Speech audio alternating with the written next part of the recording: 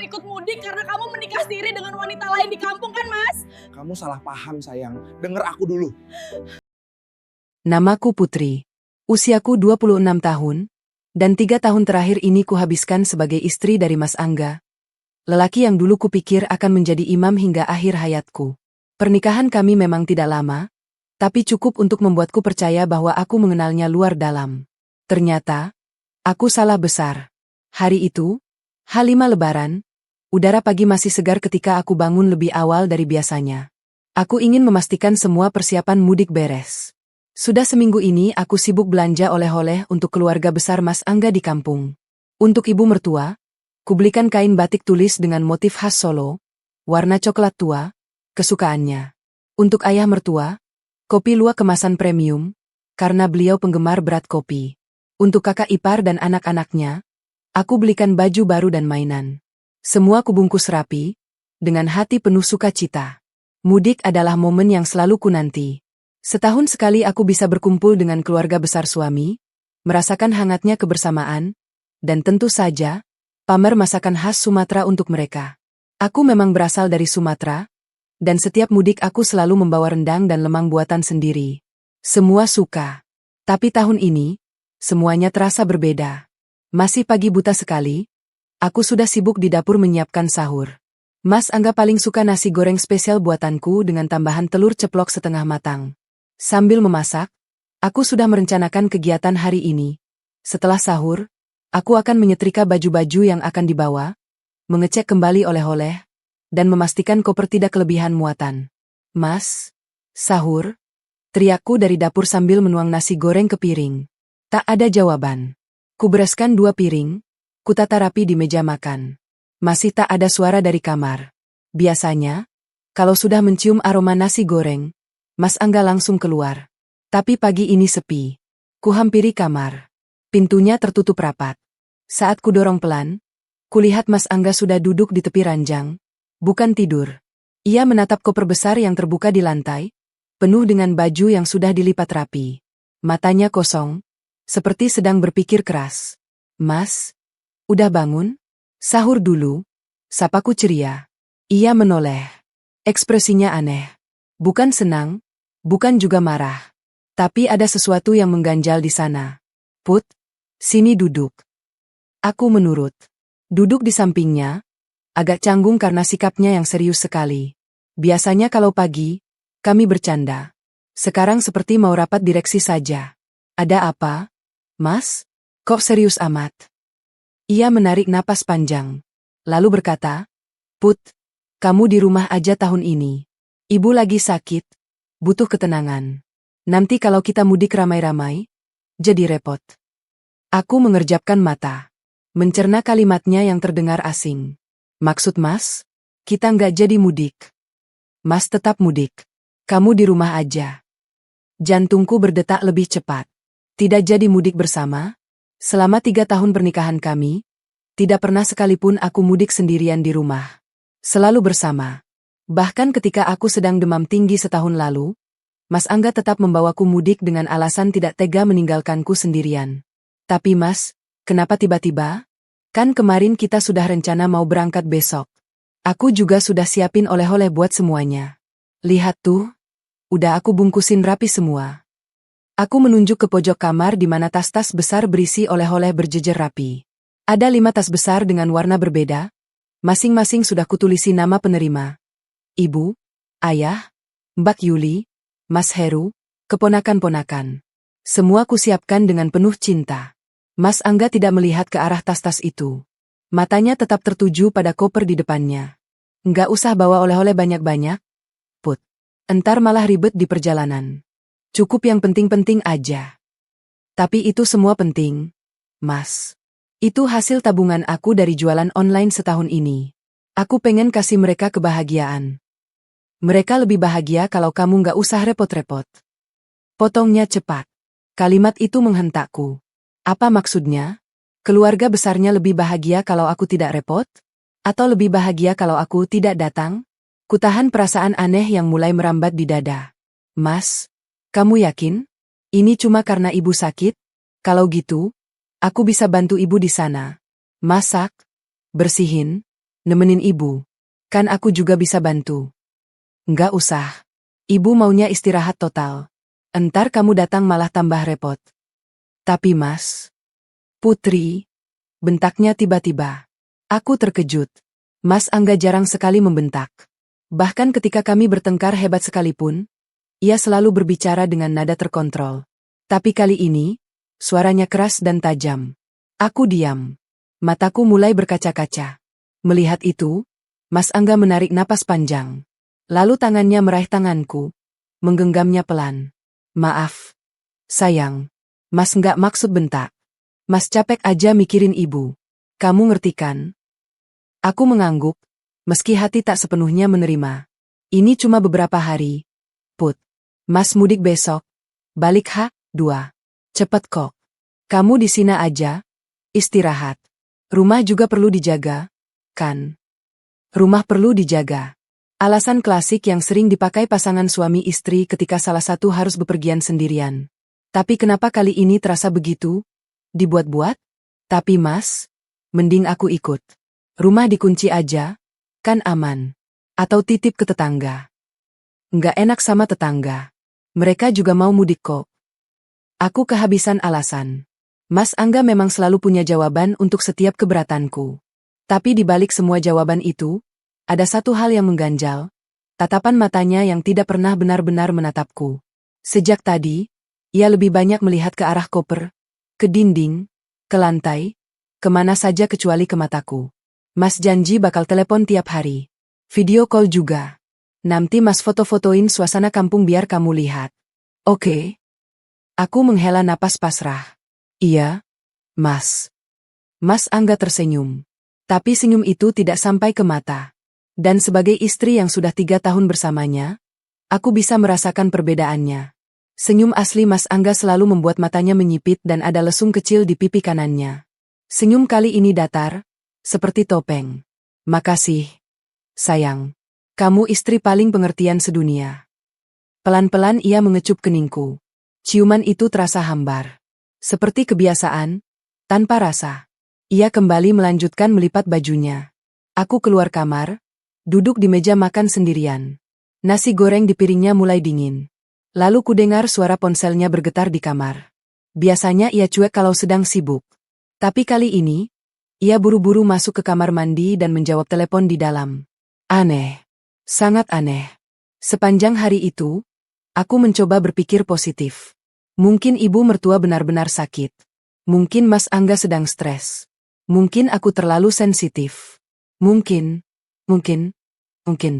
Terlalu banyak mungkin. Malam harinya, saat Mas Angga sudah tidur, aku iseng membuka ponselnya yang tertinggal di meja. Aku tidak pernah melakukan ini sebelumnya, memata-matai suami sendiri. Tapi perasaan aneh hari ini terlalu kuat untuk kuabaikan. Kubuka aplikasi chattingnya. Tidak ada yang mencurigakan. Semua percakapan biasa. Dengan teman-teman, dengan keluarganya. Lalu mataku tertumbuk pada satu nama yang tidak kukenal. Salwa. Percakapannya terkunci. Tapi notifikasi terakhirnya muncul di layar utama. Mas, udah beli kado buat aku? Jangan lupa ya, aku tunggu di kampung. Tanganku gemetar. Siapa Salwa? Kenapa memanggilnya Mas? Kenapa menunggu di kampung? Tapi sebelum sempat membuka percakapan itu, ponselnya mati. Baterai habis. Dan Mas Angga tiba-tiba bergerak di tempat tidur, hampir terbangun. Cepat-cepat ku kembalikan ponselnya. Berlindung di balik selimut, berpura-pura tidur. Tapi mata ini tidak bisa terpejam semalaman. Siapa Salwa? Kenapa ia menunggu Mas Angga di kampung? Apa hubungannya dengan larangan mudik tahun ini? 1000 pertanyaan berkecamuk di kepala. Namun satu hal yang mulai kusadari, mungkin selama ini aku terlalu naif. Mungkin selama ini aku terlalu percaya. Mungkin rumah tanggaku tidak seindah yang kukira. Esoknya, H4 Lebaran, pagi-pagi sekali Mas Angga berangkat. Aku mengantarnya sampai pintu, dan mencium punggung tangannya seperti biasa. Jaga diri, Put. Mas pergi dulu. Iya, Mas. Hati-hati di jalan. Ia pergi tanpa menoleh. Aku berdiri di ambang pintu, menatap mobilnya menjauh hingga hilang di tikungan. Di dadaku, ada rasa sesak yang tak bisa kujelaskan. Seperti firasat buruk bahwa ini bukan sekadar perpisahan mudik biasa. Tapi saat itu, aku belum tahu bahwa perpisahan ini adalah awal dari kehancuran. Aku belum tahu bahwa di kampung sana, seorang wanita bernama Salwa sudah menanti dengan gaun pengantin. Aku belum tahu bahwa saat takbir berkumandang nanti, hatiku justru akan runtuh berkeping-keping. Setelah Mas Angga pergi, rumah ini terasa berubah. Bukan hanya karena ditinggal pergi, tapi ada kehampaan yang berbeda. Biasanya kalau Mas Angga mudik duluan, misalnya karena urusan mendadak, aku tetap merasa rumah ini hangat. Tapi kali ini, setiap sudut rumah seakan berbisik hal-hal aneh. H4 Lebaran, pukul 9 WIB. Selesai membersihkan rumah, aku duduk di teras sambil beristirahat. Biasanya Mas Angga akan telepon atau setidaknya kirim chat. Udah sampai di sini Put, 3 jam setelah keberangkatan. Tapi hingga pukul 9 pagi, HP-ku diam saja. Ku buka aplikasi chatting. Ku ketik, Mas, udah sampai mana? Dibaca. Tidak dibalas. Mungkin lagi nyetir, pikirku. Tapi kenapa bisa baca chat sambil nyetir? Aneh. Pukul 11 siang, ku coba telepon. Tidak diangkat. Ku coba lagi setengah jam kemudian. Masih tidak diangkat. Ku coba lagi pukul 1 siang. Kali ini langsung masuk kotak suara, artinya HP-nya dimatikan. Perasaanku mulai tidak enak. Tapi ku tahan. Mungkin memang di perjalanan sinyal susah. Mungkin dia lagi istirahat di masjid dan lupa kasih kabar. Mungkin, lagi-lagi mungkin. Sore harinya, sekitar pukul 4, HP-ku berdering. Mas Angga video call. Cepat kuangkat dengan wajah ceria. Mas, udah sampai? Udah, Put. Sampai tadi siang. Wajahnya di layar terlihat capek. Latar belakangnya dinding kamar di kampung yang kukenal. Kok lama banget nggak kabarin? Aku Ya iyalah, istri baik hati, candanya. Tapi candaan itu terasa hambar. Maaf ya, tiba-tiba kecapean abis sampai. Langsung ketiduran. Di mana Mas tidurnya? Di kamar kita. Sedetik wajahnya berubah. Cepat sekali. Tapi aku melihatnya. Iya, di kamar kita. Mana lagi? Padahal di belakangnya, aku tidak melihat lemari kayu jati yang selama ini ada di kamar mertua. Yang kulihat justru dinding bercat hijau muda. Padahal kamar mertua selalu biru muda. Apa aku salah ingat? Mungkin karena capek. Pikirku. Mas, ibu gimana kabarnya? Alhamdulillah udah baikan. Lagi istirahat di kamar. Boleh aku lihat ibu? Aku kangen. Nggak usah. Lagi tidur. Jawabannya cepat sekali. Terlalu cepat. Mas, tolong sampaikan salam aku ya. Juga kasih tahu kalau aku nggak ikut karena ibu butuh ketenangan. Iya, nanti Mas sampaikan. Lalu diam. Tidak biasanya kami kehabisan topik pembicaraan. Put, nanti Mas telepon lagi ya. Mau bantu-bantu ibu dulu. Assalamualaikum. Waalaikumsalam. Tutup. Aku menatap layar HP yang gelap. Ada yang ganjil. Percakapan tadi terasa seperti formalitas. Seperti kewajiban. Bukan rindu suami pada istri yang ditinggal. Tapi aku putuskan untuk tidak berpikir macam-macam. Ini hari pertama. Mungkin Mas Angga memang capek. H3 Lebaran. Pagi ini aku bangun dengan semangat. Aku putuskan untuk membersihkan rumah sekalian, biar tidak kepikiran. Mulai dari menyapu, mengepel, membersihkan jendela, mencuci spray, sampai merapikan lemari dapur. Aktivitas fisik memang obat paling mujarab untuk hati yang gelisah. Sore harinya, jam 2.45, Mas Angga kembali video call. Kali ini lebih lama, sekitar 15 menit. Ia bercerita tentang kabar keluarga, tentang saudara-saudara yang sudah pulang kampung, tentang makanan khas Lebaran yang mulai dimasak. Tapi sepanjang percakapan, ia tidak pernah bilang, kangen, atau, pengin kamu di sini. Biasanya, kalau mudik duluan, Mas Angga selalu merengek minta aku segera menyusul. Kangen, Put, cepet sini. Tapi kali ini, ia malah bercerita panjang lebar tentang sepupunya yang baru menikah. Mas, kamu kangen gak sama aku? Tanyaku iseng. Diam sebentar. Terlalu lama untuk ukuran pertanyaan sederhana. Iya, kangen. Jawabannya seperti robot. Aku diam. Put, Mas matiin dulu ya. Mau sholat asyar. Tapi Mas, tutup. Kulirik jam di HP. Baru jam 3. Asyar masih 15 menit lagi. Kenapa buru-buru? Ku coba telepon balik. Tidak diangkat.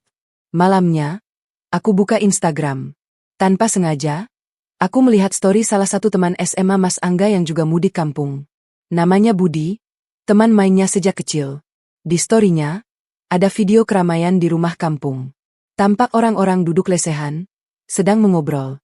Lalu di sudut video, sekilas, hanya sekilas, aku lihat batik coklat. Batik yang kubelikan untuk Mas Angga tahun lalu.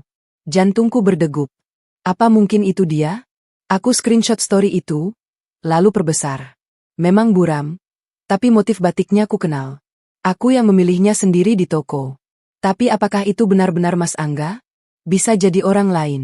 Ku coba hubungi Mas Angga. Tidak diangkat. Ku kirim chat. Mas, kamu lagi di acara apa? Dibaca. Tidak dibalas. 1 jam kemudian baru ada balasan. Cuma kondangan tetangga. Biasa, lebaranan. Kondangan. Di H3 lebaran? Biasanya kondangan justru setelah lebaran. Apa mungkin itu acara lain? Aku buka lagi story Budi. Sudah hilang. Sudah 24 jam. Malam itu aku sulit tidur.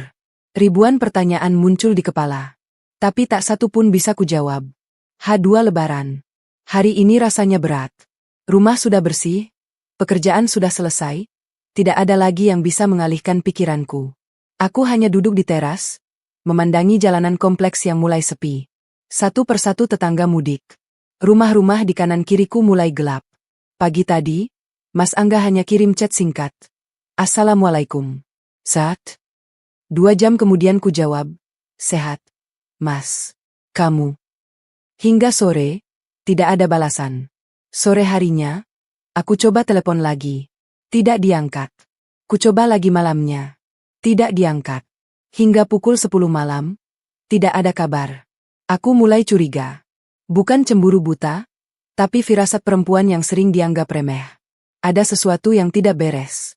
Aku bisa merasakannya di tulang. Aku buka kembali ponselku, mencari-cari apapun yang bisa menjelaskan keganjilan ini. Lalu aku ingat tentang percakapan dengan Salwa yang sempat kulihat sekilas sebelum baterai HP-nya habis. Salwa. Siapa dia? Kenapa tidak ku kenal? Ku buka Facebook, ku cari nama, Salwa, di daftar teman Mas Angga. Tidak ada. Di Instagram juga tidak ada.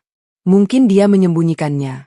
Lalu iseng, ku cari di pencarian umum dengan filter, teman dari teman. Ku ketik, Salwa, dan nama kampung Mas Angga. Beberapa profil muncul. Aku buka satu persatu. Sampai pada satu profil yang membuatku berhenti. Seorang wanita muda, berkerudung pink, tersenyum manis. Foto profilnya close-up wajah. Di bionya tertulis, Salwa Nur Aini, 23 tahun. Mahasiswi di Universitas X, asal Kampung Y. Kampung Y, kampung Mas Angga. Jantungku berdetak cepat. Kubuka foto-fotonya. Ada foto bersama teman-teman, foto di kampus, dan foto dengan latar belakang masjid yang kukenal. Masjid dekat rumah mertua. Lalu kulihat satu foto yang diunggah 2 minggu lalu. Foto tangan seorang laki-laki sedang memegang es krim. Di keterangannya, makasih ya, Mas. Es krimnya enak. Semoga cepat ketemu lagi. Tangannya, cincinnya, cincin itu kukenal. Cincin kawin kami. Yang Mas Angga bilang hilang setahun lalu ia beli baru. Tapi ternyata tidak hilang. Ia simpan. Dan sekarang dipakai untuk foto bersama wanita lain. Dunia serasa berhenti. Kulihat lagi foto itu. Ku perbesar. Memang buram, tapi motif cincin itu khas. Ada ukiran mungil di sisinya. Kami beli bersama di toko emas waktu nikah. Aku hafal betul. Air mata mulai jatuh. Tapi kali ini bukan sedih. Ini perih yang tak terperi. Ku coba telepon Mas Angga lagi. Tidak diangkat. Ku kirim chat panjang. Mas, aku tahu ada yang tidak beres. Siapa Salwa? Kenapa fotonya ada cincin kawin kamu? Tolong jujur sama aku. Dibaca. Biru tanda sudah dibaca. Lalu, centang 1. Lama. Tidak ada balasan. Lalu profilnya berganti. Foto profilnya yang biasa berganti jadi hitam. Ia memblokirku? Tidak. Masih bisa kulihat. Tapi ia memasang mode senyap. Sepanjang malam itu, aku duduk di ruang tamu, menatap foto pernikahan kami di dinding. Foto di mana kami tersenyum bahagia, penuh harap. Sekarang, senyum itu terasa seperti ejekan. H1 Lebaran.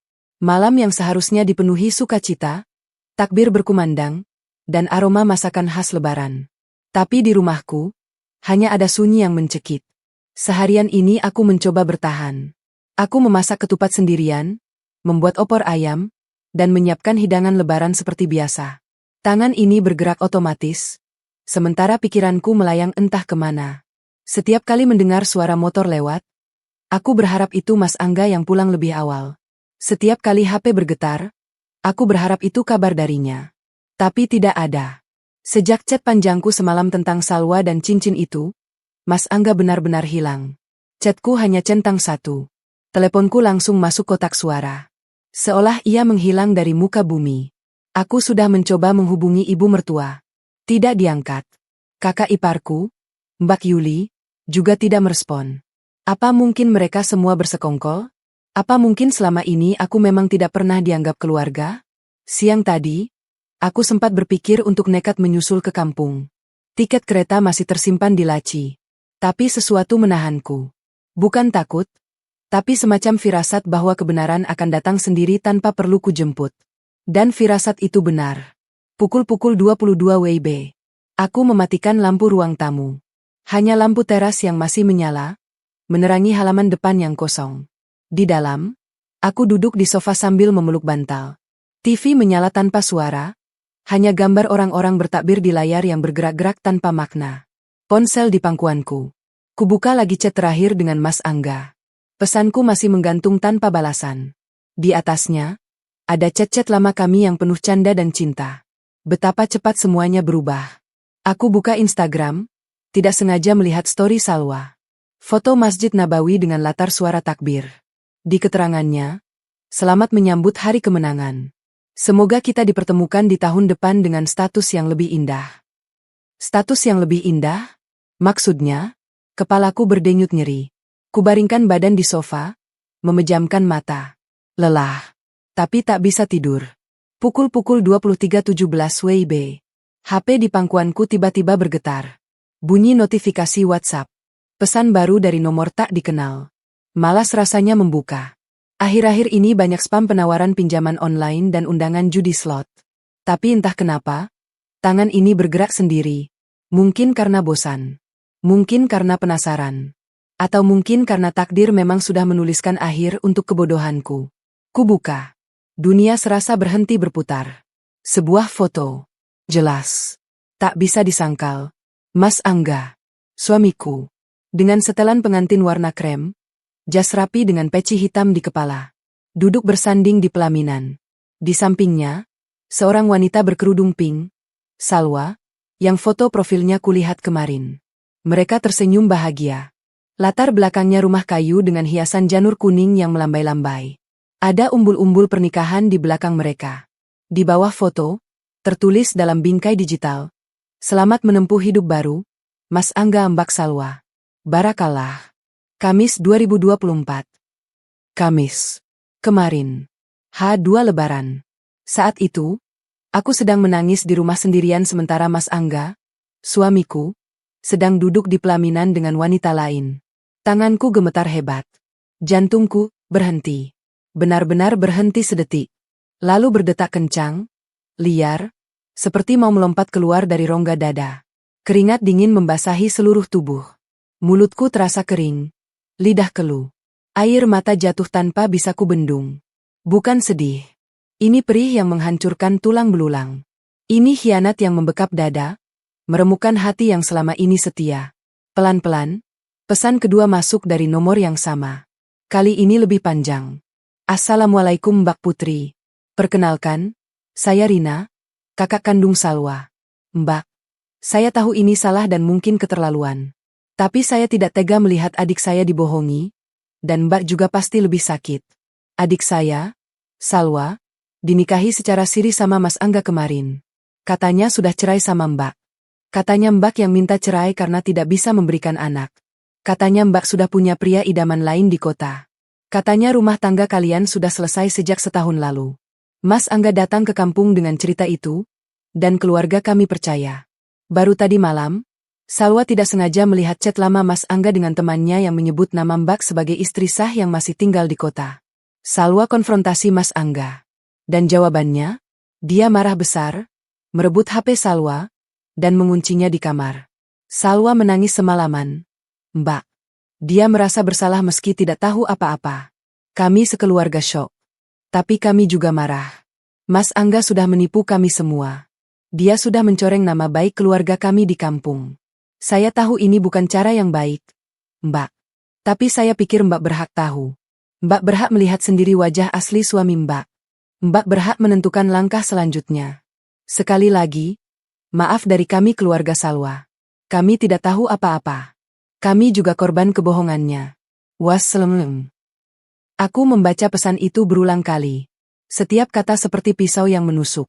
Katanya aku minta cerai. Katanya aku tidak bisa memberi anak. Katanya aku sudah punya pria idaman lain. Dusta. Semua dusta. Selama 3 tahun pernikahan, aku memang belum dikaruniai anak. Tapi kami sudah berusaha. Sudah konsultasi ke dokter. Sudah ikhtiar maksimal. Mas Angga selalu bilang tidak masalah. Yang penting kita bersyukur.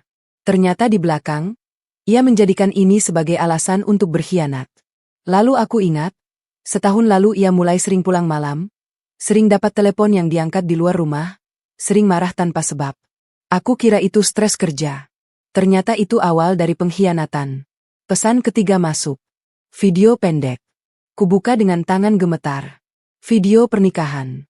Mas Angga dan Salwa sedang duduk di pelaminan. Seorang ustadz membacakan ijab kabul. Terdengar suara Mas Angga mengucapkan, "Saya terima nikahnya Salwa binti Ahmad." Dengan lantang. Saksi-saksi mengucap syahadat. Tamu undangan bersorak, "Sah." Dan di sudut video, aku melihat ibu mertua duduk di barisan depan, tersenyum bahagia. Ayah mertua juga ada, memakai peci dan tersenyum. Mbak Yuli dan Mas Heru juga terlihat. Semua keluarga besarnya hadir. Semua keluarga besarnya hadir.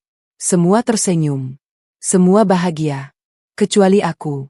Istri sah yang tidak diundang. Istri sah yang disembunyikan seperti rahasia kotor. HP jatuh dari tanganku. Aku terisak, tapi suaranya tertahan di tenggorokan. Tangis yang keluar dari lubuk terdalam. Bukan sekadar tangis perempuan yang diselingkuhi, tapi tangis perempuan yang dikhianati sepenuhnya. Oleh suami, oleh keluarga yang selama ini kuhormati, oleh kepercayaan yang kujaga mati-matian. Malam takbir bergema di luar. Suara, Allahu Akbar, berkumandang dari masjid-masjid. Tapi di dalam ruangan ini, yang terdengar hanya isak tangis yang tertahan. Di hari yang seharusnya suci, hatiku justru dinodai oleh pengkhianatan paling keji. Berapa lama aku menangis? Tidak tahu. Mungkin setengah jam. Mungkin sejam. Waktu terasa berhenti. Yang kuingat, akhirnya air mata itu berhenti dengan sendirinya. Bukan karena reda, tapi karena tubuh ini sudah kehabisan cairan. Dan di tengah keheningan itu, sesuatu muncul. Bukan pasrah. Bukan lemah. Bukan putus asa. Sesuatu yang dingin, tajam, dan keras. Sesuatu yang selama ini terpendam karena aku terlalu baik, terlalu pengertian, terlalu sabar. Kemarahan. Bukan kemarahan biasa. Ini kemarahan yang lahir dari luka terdalam.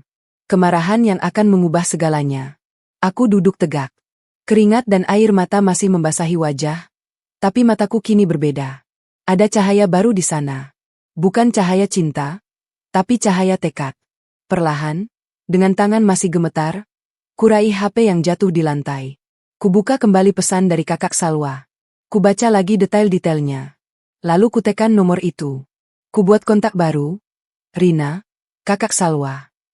Ku ketik pesan balasan. Waalaikumsalam Mbak Rina.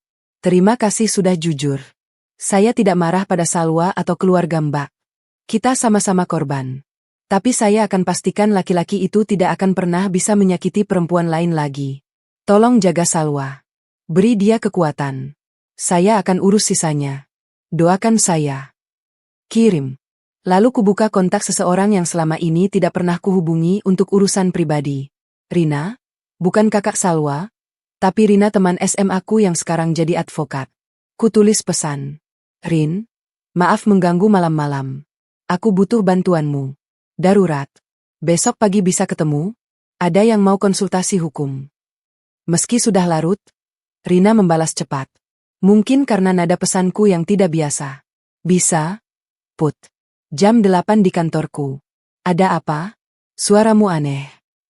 Nanti ku jelaskan. Sekali lagi makasih. Ku tutup percakapan. Aku duduk diam di sofa, menatap layar HP yang mulai meredup. Rasa sakit masih ada, perih masih terasa. Tapi tidak lagi melumpuhkan. Kini rasa sakit itu jadi bahan bakar. Di luar, takbir masih bergema.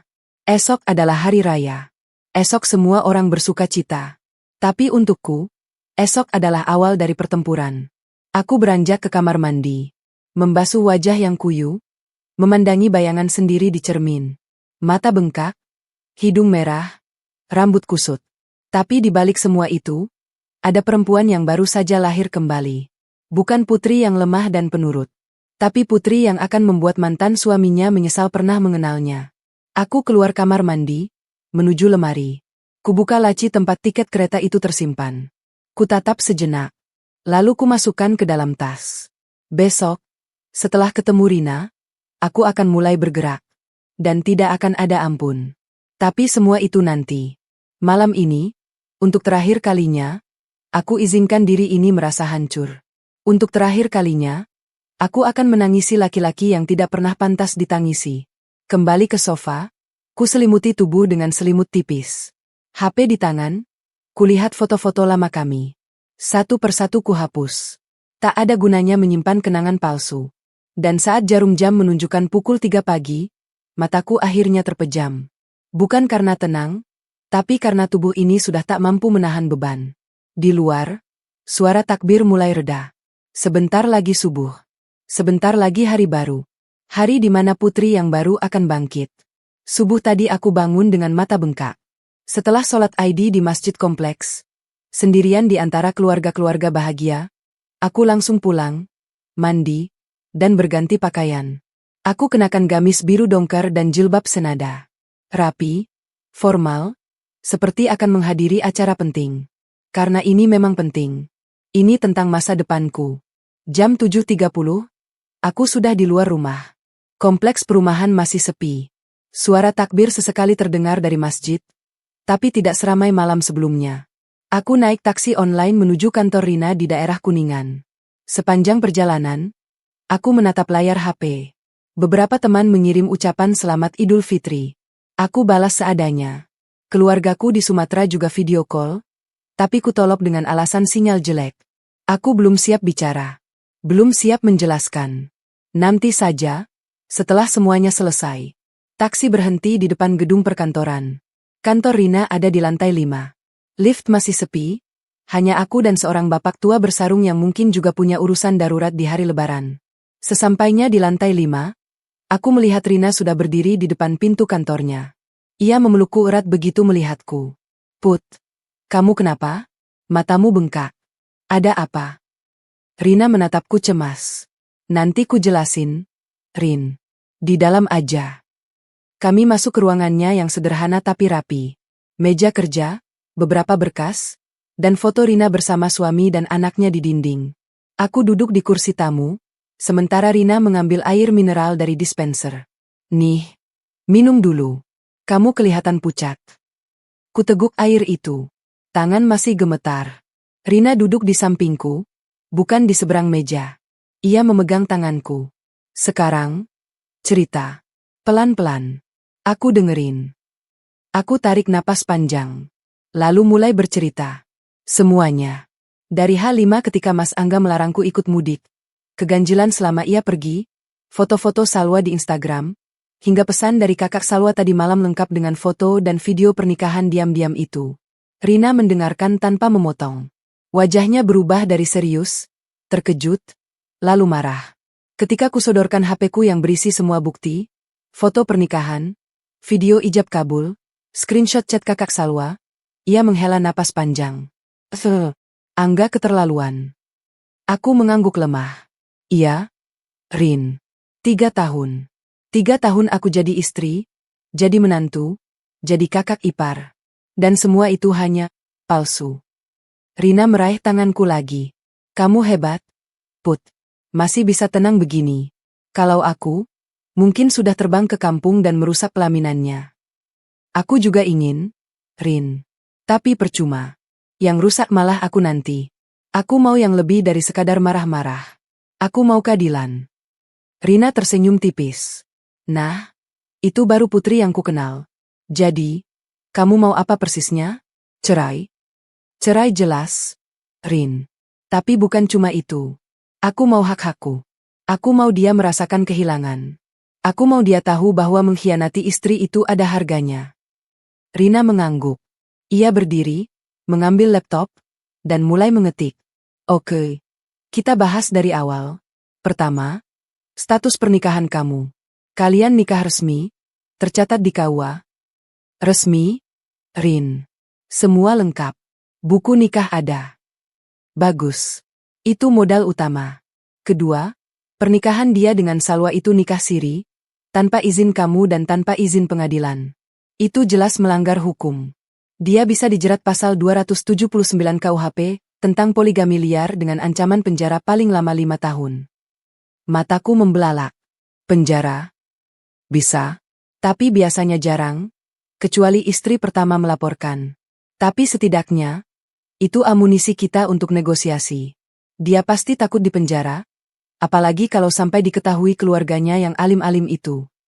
Rina melanjutkan mengetik. Ketiga, harta bersama. Kalian punya aset apa saja selama menikah? Rumah. Rin. Rumah ini kita beli 2 tahun lalu. KPR. Sertifikat atas nama aku dan dia. SHM. Terus tabungan bersama. Lumayan. Terus mobil. Bagus. Rumah dan tabungan itu bisa kamu klaim 50% sebagai hakmu. Mobil juga. Tapi kamu bilang, rumah sudah kamu jual? Belum. Baru ada calon pembeli. Deal harga, tapi belum akad. Rina mengangguk. Lebih baik.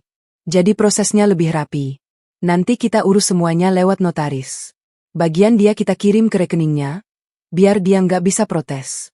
Tapi, kamu yakin jual rumah? Itu tempat tinggal kamu. Aku menggeleng. Rin, rumah itu penuh kenangan palsu.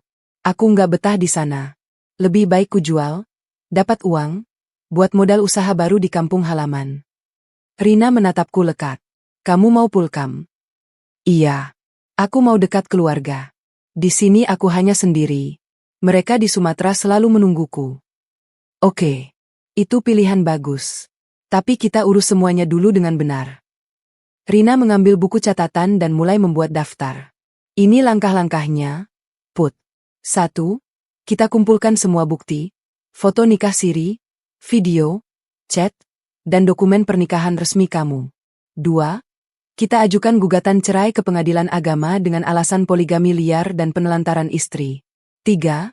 Kita ajukan pembagian harta bersama. 4. Kalau dia melawan, kita ancam dengan laporan pidana. Biasanya, laki-laki seperti Angga akan ciut kalau sudah berhadapan dengan hukum. Aku mengangguk paham. Tapi Rin, ada yang lebih penting. Aku mau jual rumah itu secepatnya.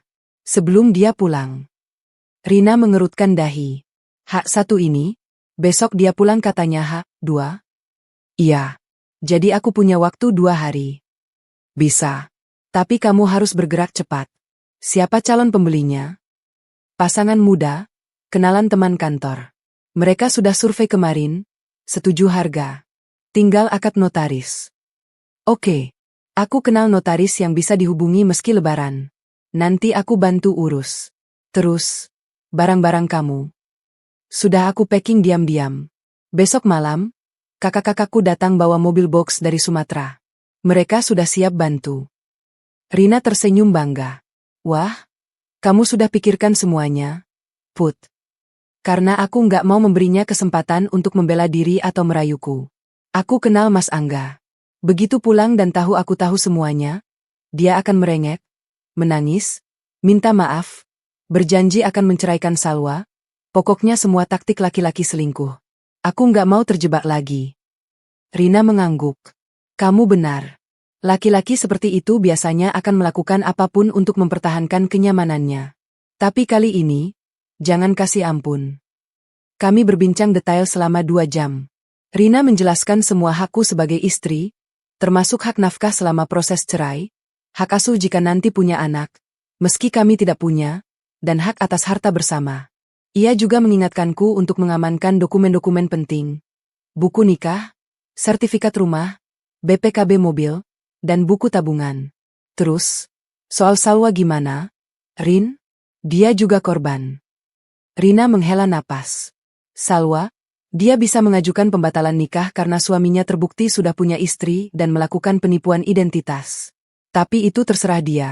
Kamu nggak perlu ikut campur. Fokus ke dirimu dulu. Aku mengangguk. Sebelum pamit, Rina memelukku erat. Put, aku salut sama kamu. Banyak perempuan hancur kalau dapat musibah begini. Tapi kamu bangkit. Kamu berjuang. Karena aku nggak punya pilihan, Rin. Aku nggak mau jadi korban selamanya. Kamu hebat. Aku di sini untukmu kapanpun. Jangan ragu hubungi aku. Kubalas pelukannya. Terima kasih Tuhan. Masih ada sahabat sejati di tengah runtuhnya kepercayaan pada laki-laki. Jam 10.30. Aku keluar dari kantor Rina. Matahari Jakarta terik, tapi hatiku terasa lebih ringan. Ada rencana, ada langkah, ada harapan. Di perjalanan pulang, aku buka grup WhatsApp keluarga besar di Sumatera. Ku ketik, Assalamualaikum. Ayah, ibu, kakak-kakak. Ada pengumuman penting. 2 hari lagi aku pulang kampung untuk selamanya. Tolong siapkan kamarku. Nanti ku jelaskan semuanya pas ketemu. Mohon doanya. Tak sampai semenit, balasan berdatangan. Ibu mengirim stiker peluk. Ayah hanya mengetik, siap, enduh. Rumahmu tetap di sini. Kakak pertamaku, Mas Wawan, langsung telepon. Put, ada apa? Kok pulang permanen? Mas Angga gimana? Maaf, Mas. Nanti ku jelas pas ketemu. Pokoknya aku butuh bantuan Mas buat angkut barang-barang. Bisa bawa mobil box? Bisa. Kapan? Besok malam, kalau bisa. Siap. Mas dan Mas Danu berangkat besok pagi. Doakan lancar. Makasih, Mas. Ku tutup telepon. Air mata kembali menggenang, tapi kali ini berbeda. Ini bukan air mata luka. Ini air mata haru karena masih punya keluarga yang selalu siap sedia. Sampai di rumah, aku langsung membersihkan diri dan sholat zuhur. Setelah itu, aku buka laptop, membuka aplikasi properti, memastikan iklan rumahku masih aktif. Ternyata sudah ada 5 orang yang minat, salah satunya calon pembeli kemarin. Ku jawab satu persatu, ku saring, ku carikan prioritas untuk pasangan muda yang sudah deal. Lalu aku buka spreadsheet. Ku catat semua aset yang kami miliki. Rumah, mobil, tabungan, emas, dan lain-lain. Ku hitung nilai totalnya, lalu ku bagi 2. Bagian Mas Angga akan kukirim via transfer setelah rumah laku. Bagianku akan menjadi modal hidup baru di kampung. Sore harinya, aku dihubungi notaris rekomendasi Rina. Namanya Bu Nita, baik dan ramah meski hari lebaran. Ia setuju mengurus akad jual beli besok siang. Malam harinya, aku duduk di ruang tamu, menatap foto pernikahan yang masih terpajang di dinding. Perlahan, kuturunkan bingkai itu. Kubuka kacanya, kuambil foto kami berdua yang tersenyum bahagia. Lalu kurobek kecil-kecil. Bukan karena marah, tapi karena foto itu sudah tak lagi mewakili kenyataan. Aku ganti dengan foto orang tuaku. Mereka yang selalu mencintaiku tanpa syarat. Mereka yang akan menerimaku apa adanya, dengan atau tanpa suami. Ponselku berdering. Chat dari Mas Angga, pertama kalinya setelah 2 hari menghilang. Put, apa kabar? Maaf beberapa hari ini sibuk banget. Ibu sakit parah, harus jagain di rumah sakit. Nggak sempat pegang HP. Besok insya Allah aku mulai prepare untuk pulang. Kamu kangen. Aku membaca pesan itu dengan wajah datar. Rumah sakit? Padahal di video pernikahan kemarin, ibu mertua duduk cantik di pelaminan, tersenyum lebar. Dusta lagi. Jempolku menari di layar. Kubalas singkat. Alhamdulillah sehat. Ibu gimana? Udah baikan? Udah boleh pulang. Lusa Mas pulangnya, sayang. Mas kangen banget. Ya mas, hati-hati di jalan. Ku kirim. Lalu kutaruh HP di meja tanpa ingin membalas lebih lanjut. Aku sudah tidak peduli lagi. Biarlah dia pulang. Biarlah dia menemukan rumah kosong dengan segel dijual. Biarlah dia panik, marah, bingung. Biarlah. Karena saat itu tiba, aku sudah berada ribuan kilometer dari sini. Bersama keluargaku. Memulai hidup baru yang bebas dari laki-laki penipu. Malam itu, sebelum tidur, aku berdoa. Bukan memohon Mas Angga kembali, tapi memohon kekuatan untuk melewati semua ini. Dan memohon agar Salwa dan keluarganya diberikan ketabahan. Mereka juga korban, meski mungkin sebagian dari mereka tahu kebenaran tapi memilih tutup mata. Satu hal yang kupelajari hari ini, di balik setiap pengkhianatan, selalu ada perempuan yang bangkit. Dan aku, Putri, akan menjadi salah satunya. H1 Lebaran. Matahari baru saja muncul di ufuk timur saat aku sudah bangun. Semalaman hampir tidak tidur, mematangkan rencana dan menyusun langkah. Tapi anehnya, tubuh ini terasa ringan. Mungkin karena tekad sudah bulat, tidak ada lagi keraguan. Jam 6 pagi, aku sudah mandi dan berpakaian rapi. Aku sengaja memakai baju yang cukup formal, kemeja putih dan celana bahan, karena hari ini akan bertemu notaris dan calon pembeli. Ini bukan hari untuk bersantai, ini hari eksekusi. Sebelum berangkat, aku berdiri di tengah ruang tamu, memandangi rumah ini untuk yang terakhir kalinya dalam kondisi masih berisi. Rumah mungil 72 meter persegi yang kami beli dengan cinta, yang kami dekorasi bersama, yang menjadi saksi tawa dan tangisku selama 2 tahun terakhir. Dinding-dinding ini tahu betapa aku mencintai Mas Angga. Sekarang, mereka akan menjadi saksi kepergianku. Selamat tinggal, rumah, bisikku pelan. Maaf harus menjualmu. Tapi aku tidak bisa tinggal di tempat yang penuh kenangan palsu. Aku mengambil beberapa foto rumah untuk kenangan, bukan karena aku akan merindukannya, tapi sebagai pengingat bahwa aku pernah punya kehidupan di sini, dan aku berhasil keluar dari kehancuran. Jam pukul 8.30 WIB, kantor notaris Bunita. Aku tiba lebih awal. Bunita sudah menunggu di kantornya yang sederhana di daerah Pancoran. Beliau wanita parubaya dengan rambut disanggul rapi dan kacamata baca yang selalu bertengger di ujung hidung. Sambutannya hangat. Selamat Idul Fitri, Mbak Putri. Maaf ya, mengganggu liburan ibu. Sapaku sopan sambil menjabat tangannya. Ah, tidak apa-apa. Rina sudah cerita sedikit tentang keadaan Mbak. Saya turut prihatin. Tapi Mbak Putri tenang, kita urus semuanya dengan benar. Kami duduk di ruang kerjanya. Bunita mengeluarkan berkas-berkas yang sudah disiapkan. Sekarang, kita bahas dulu. Rumah ini sertifikatnya atas nama siapa? Atas nama saya dan suami, Bu. SHM, hak milik bersama. Bagus. Untuk menjual properti bersama, idealnya harus ada persetujuan kedua belah pihak. Tapi dalam kasus Mbak, karena suami melakukan pelanggaran dan penelantaran, kita bisa menggunakan alasan keadaan darurat. Apalagi Mbak punya bukti kuat. Aku mengeluarkan map berisi fotokopi semua bukti. Buku nikah, sertifikat rumah, KTP, kartu keluarga, dan tentu saja bukti pernikahan siri Mas Angga. Bunita membaca semuanya dengan teliti. Sekali-sekali ia mengangguk. Sekali-sekali menghela napas. Ini buktinya kuat, Mbak. Foto dan video ini sangat jelas. Dengan ini, kita bisa menjual rumah atas dasar perlindungan hukum bagi istri yang ditelantarkan. Nanti hasil penjualannya kita bagi 2, 50% untuk Mbak, 50% kita titipkan ke pengadilan atau kita transfer ke rekening suami, dengan berita acara yang jelas. Jadi dia tetap dapat bagiannya, Bu. Iya, Mbak. Itu haknya. Tapi Mbak juga dapat bagian Mbak. Yang penting, Mbak tidak bisa dituntut di kemudian hari karena menjual aset bersama tanpa sepengetahuannya. Semua transparan. Aku mengangguk. Baik, Bu. Saya setuju. Jam pukul 10 WIB, calon pembeli datang. Pasangan muda itu datang tepat waktu.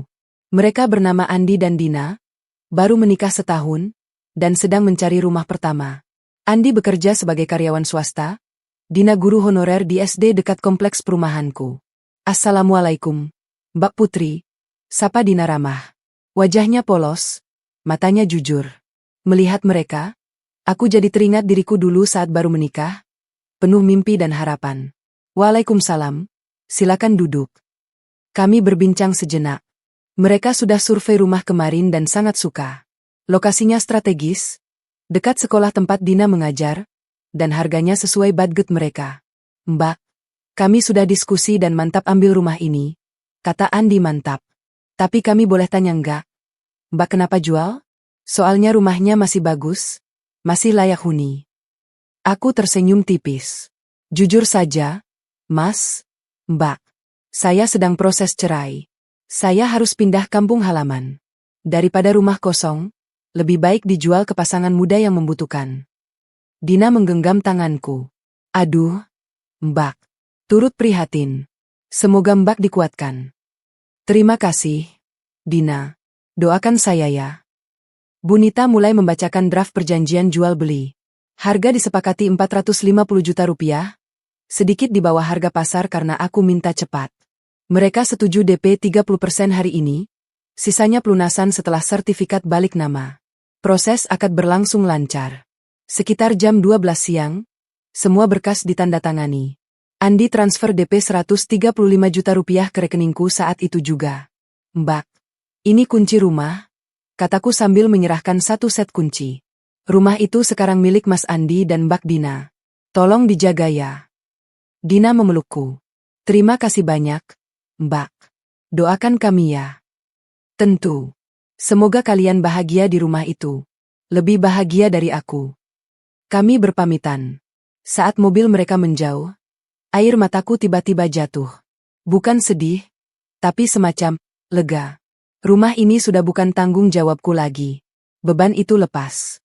Jam pukul 14 WIB, pulang ke rumah. Sesampainya di rumah, aku langsung bergerak cepat. Waktu mepet. Mas Angga akan pulang besok. Aku harus menyelesaikan semua sebelum malam.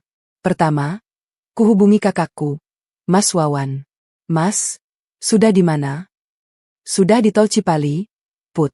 Kira-kira jam 5 sore sampai. Mas Danu juga bareng. Kita bawa mobil box seperti yang kamu minta. Makasih banyak, Mas. Hati-hati di jalan. Kedua, kuhubungi jasa pemindahan profesional yang sudah kupesan kemarin. Mereka akan datang jam 4 sore untuk membantu mengepak barang-barang besar. Ketiga, kuhubungi temanku yang bekerja di percetakan. Mi, tolong bikin spanduk ukuran A3, tulisannya, dijual.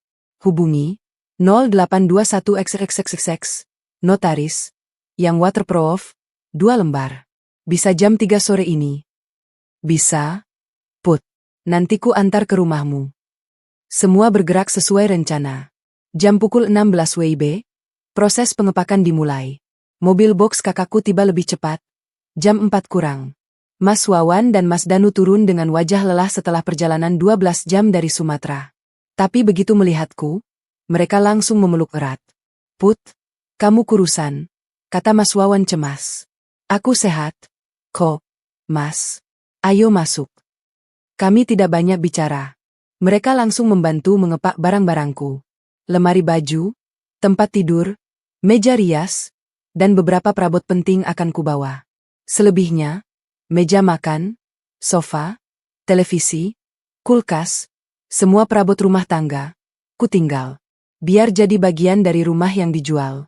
Mas Danu heran. Kok ditinggal? Put, sayang, itu masih bagus. Biarkan, Mas. Itu semua beli bersama. Aku ambil yang penting-penting aja. Sisanya biar jadi urusan dia. Mereka mengangguk, meski tampak tidak sepenuhnya setuju. Tapi mereka tahu, adiknya ini sudah dewasa dan punya pertimbangan sendiri. Sekitar jam 6 sore, barang-barangku sudah terpacking rapi. 2 lemari pakaian, 1 set tempat tidur, meja rias, 3 kardus besar berisi pakaian dan dokumen, dan beberapa kardus kecil berisi kenangan-kenangan yang layak dibawa, foto almarhum nenek, hadiah dari ibu, buku-buku kesayangan. Mobil box mulai dimuati. Mas Wawan dan Mas Danu bekerja keras sementara aku mengawasi dan memastikan tidak ada yang tertinggal. Jam pukul 20 WIB, rumah mulai kosong. Satu persatu barang diangkat. Ruang tamu yang tadinya hangat dengan sofa coklat kesayangan kini kosong melompong. Dinding-dinding mulai terlihat kusam, bekas bingkai foto masih tampak. Dapur yang biasa kugunakan memasak untuk Mas Angga kini sunyi tanpa peralatan. Aku berjalan ke kamar utama. Tempat tidur kami sudah tidak ada. Yang tersisa hanya lemari built-in yang memang menyatu dengan dinding. Di dalamnya masih ada beberapa baju Mas Angga yang sengaja kutinggal. Kubuka lemari itu. Kuraba satu persatu bajunya. Batik yang kubelikan, kemeja favoritnya, jaket yang selalu ia pakai kalau bepergian. Lalu tanganku berhenti pada sebuah kotak kecil di rak paling atas. Kuturunkan. Kotak sepatu tua, penuh debu. Kubuka. Isinya, foto-foto lama. Bukan foto kami, tapi foto Mas Angga dengan wanita lain. Wanita yang berbeda-beda. Ada foto mesra, foto liburan, foto-foto yang diambil sebelum kami menikah. Ternyata, aku bukan yang pertama. Mungkin juga bukan yang terakhir. Di pojok kotak, ada buku nikah siri. Bukan dengan Salwa, tapi dengan wanita lain. Namanya Dewi. Tahun 2019. Setahun sebelum kami menikah. Dunia serasa berhenti lagi. Jadi, aku ini istri kedua? Atau ketiga? Atau keberapa? Tuhan, apa yang sudah masuk dalam hidupku? Dengan tangan gemetar, kufoto semua isi kotak itu. Lalu kumasukkan kembali. Biar dia yang menemukannya nanti. Biar dia tahu. Aku sudah tahu semuanya. Jam pukul 22 WIB, rumah kosong dan segel dijual. Semua barang sudah di mobil box. Kakak-kakakku pamit lebih dulu, membawa barang-barangku ke Sumatera. Mereka akan menungguku di kampung. Tinggallah aku sendiri di rumah kosong ini. Untuk terakhir kalinya. Aku berjalan ke setiap sudut. Ruang tamu, ruang keluarga, dapur, kamar mandi, kamar tidur utama, kamar tidur tamu. Semua kosong. Hanya dinding dan lantai. Lalu aku buka tas, mengeluarkan 2 lembar spanduk pesanan. Yang pertama ku tempel di pintu depan, tepat di bagian kaca. Yang kedua ku tempel di pagar depan, agar terlihat dari jalan. Tulisannya, dijual. Hubungi, 082136, Notaris Bunita. Langkah terakhir. Aku keluarkan ponsel, memotret rumah dari berbagai sudut. Rumah kosong dengan segel dijual. Lalu kuunggah foto-foto itu ke grup keluarga, dengan caption. Proses jual rumah selesai. Besok aku pulang. Doakan selamat sampai tujuan. Balasan berdatangan. Ibu menangis bahagia, ayah mengirim doa, kakak-kakakku menyatakan siap menjemput di pelabuhan. Jam pukul 23.45 WIB, keberangkatan. Aku berdiri di depan pagar untuk terakhir kalinya. Lampu teras masih menyala, sengaja ku biarkan. Biar Mas Angga tidak curiga kalau rumah sudah kosong saat ia tiba besok. Biar ia tetap berharap istrinya ada di dalam. Taksi online yang kupesan tiba tepat waktu. Sopirnya bapak-bapak parubaya yang ramah. Mau kemana, Mbak? Stasiun Gambir, Pak. Sepanjang perjalanan, aku memandang keluar jendela. Jakarta malam masih ramai meski hari raya. Lampu-lampu berkelap-kelip, orang-orang masih hilir mudik. Di dalam mobil ini, seorang perempuan sedang memulai hidup baru. Ponselku bergetar. Mas Angga, diterima atau tidak? Setelah berpikir sejenak, ku terima panggilannya. Halo? Put? Kok nelpon? Ada apa? Suaranya terdengar aneh. Mungkin karena aku jarang telepon duluan. Enggak apa-apa. Mas, cuma kangen. Oalah, iya. Mas juga kangen. Besok Mas pulang? Ya, udah beli oleh-oleh buat kamu. Makasih, Mas. Hati-hati di jalan. Iya, sayang. Assalamualaikum. Waalaikumsalam. Kututup telepon. Aku tersenyum getir. Ini terakhir kalinya aku mendengar suara itu. Terakhir kalinya aku mendengar panggilan, sayang, dari bibir pendusta. Jam pukul 00.30 WIB, Stasiun Gambir. Tiba di stasiun, aku langsung mengambil tiket yang sudah dipesan online. Kereta malam menuju kampung halaman di Sumatera melalui perjalanan darat dan laut. Perjalanan panjang, tapi aku tidak sendiri. Ada tekad yang menemani. Saat duduk di kursi kereta, menunggu keberangkatan, aku buka ponsel. Ku ketik pesan panjang untuk Salwa, melalui nomor kakaknya, Rina. Mbak Rina, tolong sampaikan ke Salwa, saya tidak marah padanya. Dia korban kebohongan sama seperti saya. Saya sudah menjual rumah dan akan pindah ke kampung halaman. Tolong jaga Salwa, Beri dia semangat. Dan sampaikan, kalau dia butuh bantuan untuk membatalkan pernikahan siri itu, saya punya kontak advokat yang bisa membantu. Semoga kita semua diberi kekuatan. Jangan biarkan laki-laki itu menghancurkan hidup kita. Tak lama, balasan masuk. Terima kasih banyak, Mbak Putri. Salwa menangis baca ini. Dia minta maaf ribuan kali. Kami doakan Mbak bahagia di tempat baru. Sukses selalu. Air mata kembali jatuh. Tapi kali ini, aku menangis karena lega.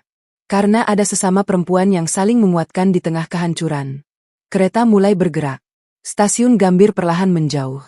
Jakarta, rumah, Mas Angga, semuanya tertinggal di belakang. Di depanku, masa depan yang tidak pasti. Tapi apapun itu, pasti lebih baik daripada hidup dengan laki-laki yang tega mengkhianati kepercayaan. Aku pejamkan mata. Dalam hati, aku berbisik. Selamat tinggal, Mas Angga. Semoga kamu bahagia dengan pilihanmu. Dan semoga aku bahagia dengan keputusanku. Esok, saat ia pulang dan menemukan rumah kosong dengan segel dijual, aku sudah ribuan kilometer dari sini. Dan itu baru awal. Karma sedang dalam perjalanan. Dan aku hanya perlu menunggu. H4 Lebaran. Pukul 13.25 waktu Indonesia Barat. H4. Iya. Mas Angga menunda keberangkatannya sampai 4 hari setelah Lebaran. Matahari di atas kampung halaman terasa begitu terik, tapi tak sepanas hati Mas Angga yang sedang dalam perjalanan pulang. Ia menyetir sendirian di jalan tol, ditemani lagu-lagu dangdut koplo dari playlistnya. Sesekali ia bersenandung, sesekali ia tersenyum sendiri membayangkan kehidupannya setelah ini. 2 istri. 1 di kampung, 1 di kota. Salwa yang polos dan manja, Putri yang sabar dan setia. Ia merasa seperti sultan yang berhasil mengatur 2 dunia tanpa ketahuan. Rencananya sempurna. Salwa sebagai istri muda di kampung yang akan memberinya keturunan.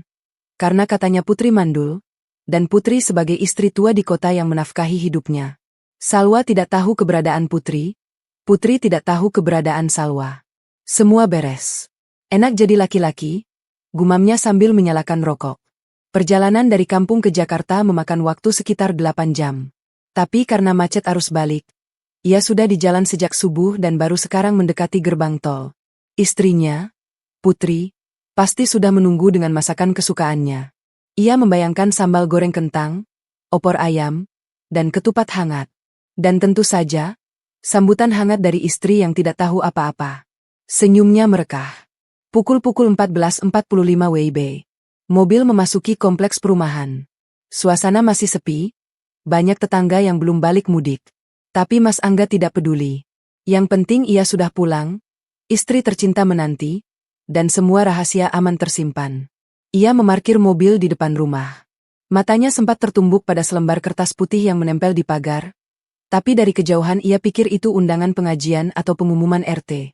Ia turun dari mobil, meregangkan badan, lalu melangkah mendekati pintu. Kertas di pagar itu mulai terbaca jelas. Dijual. Hubungi 0821XXXX, notaris. Namun, di bawahnya kita sudah tertulis, sold. Mas Angga mengerjapkan mata. Membaca ulang. Masih sama. Dijual? Rumahnya? Apa ini lelucon? Putri? Teriaknya sambil membuka pagar. Ia naik ke teras. Pintu depan digembok dari luar. Gembok baru yang tidak pernah ia lihat sebelumnya. Dan di pintu, tepat di bagian kaca, ada kertas serupa dengan tulisan yang sama. Jantungnya mulai berdetak kencang. Putri, teriaknya lebih keras sambil membanting pintu. Tidak ada jawaban. Hanya gema suaranya sendiri yang memantul di dalam rumah kosong. Ia mencoba mengintip melalui celah tirai. Yang terlihat hanya ruang tamu kosong tanpa perabot. Dinding-dinding polos, lantai tanpa karpet. Tidak ada tanda-tanda kehidupan. Panik mulai merayap. Ia merogoh saku, mengeluarkan ponsel, dan menekan nomor Putri. Panggilan masuk, berdering, tapi tidak diangkat. Ia coba lagi, hingga 5 kali. Tidak diangkat. Lalu ia coba chat WhatsApp. Put, kok rumah dikunci? Ada gembok baru? Kamu di mana?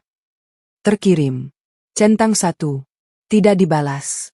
10 menit berlalu. Mas Angga mondar-mandir di teras, Keringat dingin membasahi kening. Ia tidak tahu harus berbuat apa. Kepalanya dipenuhi 1000 kemungkinan buruk. Apa Putri kecelakaan? Apa rumah kemalingan? Apa ada apa-apa? Lalu ia teringat kertas itu. Nomor notaris. Dengan tangan gemetar, ia menekan nomor tersebut. Pukul 15.10 WIB, telepon dengan notaris. Selamat siang, dengan Bunita Notaris, ada yang bisa dibantu? Suara profesional di seberang sana. Halo Bu, saya Angga. Suami dari Putri. Saya baru pulang dan lihat rumah saya ada segel dijual. Ini maksudnya apa, Bu? Oh, Pak Angga. Ya, rumah Bapak sudah terjual 3 hari yang lalu. Pembelinya sudah melakukan akad dan membayar DP. Pelunasan akan dilakukan setelah sertifikat balik nama. Mas Angga merasa dunianya berputar. Dijual? Siapa yang jual? Saya nggak pernah setuju jual rumah. Istri Bapak, Ibu Putri, yang menjual. Beliau datang dengan kuasa penuh dan dokumen lengkap. Sertifikat atas nama Bapak dan Ibu, sehingga secara hukum beliau berhak menjual dengan persetujuan salah satu pemilik. Apalagi ada alasan mendesak yang beliau sampaikan. Alasan mendesak apa? Itu bukan wewenang saya untuk mengatakannya, Pak. Silakan hubungi istri Bapak langsung. Saya hanya menjalankan proses sesuai prosedur. Tapi saya tidak tanda tangan apapun. Tidak perlu, Pak. Untuk penjualan harta bersama dengan keadaan darurat, tanda tangan salah satu pihak bisa diakui sepanjang ada bukti pendukung. Ibu Putri membawa bukti-bukti yang cukup kuat. Maaf, Pak. Saya ada klien lain. Selamat siang. Telepon ditutup. Mas Angga terpaku. Tangannya lemas. Ponsel hampir jatuh. Ia duduk di teras rumahnya sendiri, yang sekarang bukan lagi miliknya, dengan perasaan campur aduk antara marah, bingung, dan takut. Apa maksudnya? Bukti-bukti kuat? Apa yang diketahui Putri? Panik. Mas Angga mulai menelepon siapapun yang bisa memberi penjelasan. Pertama, ibu mertuanya di kampung, orang tua Putri di Sumatera. Assalamualaikum, Bu. Ini Angga. Maaf mengganggu. Putri ada di sana? Ya, Nak. Ada. Dia baru sampai kemarin malam. Kenapa? Kamu nggak tahu? Jantung Mas Angga berdegup kencang. Putri di Sumatera? Sudah sejak kemarin? Enggak, Bu. Saya baru pulang dari kampung. Kok Putri ke sana? Lah, katanya mau pulang kampung untuk selamanya. Katanya sudah jual rumah dan mau mulai hidup baru di sini. Katanya juga.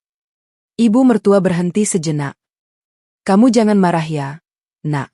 Putri cerita semua ke kami. Tentang pernikahanmu di kampung dengan Salwa. Dunia Mas Angga runtuh seketika. Ibu maksudnya. Putri tahu. Tahu? Nak. Dia tahu semuanya. Dan kami sekeluarga tahu semuanya sekarang. Maaf, Nak. Kami sangat kecewa. Kami doakan kamu baik-baik saja.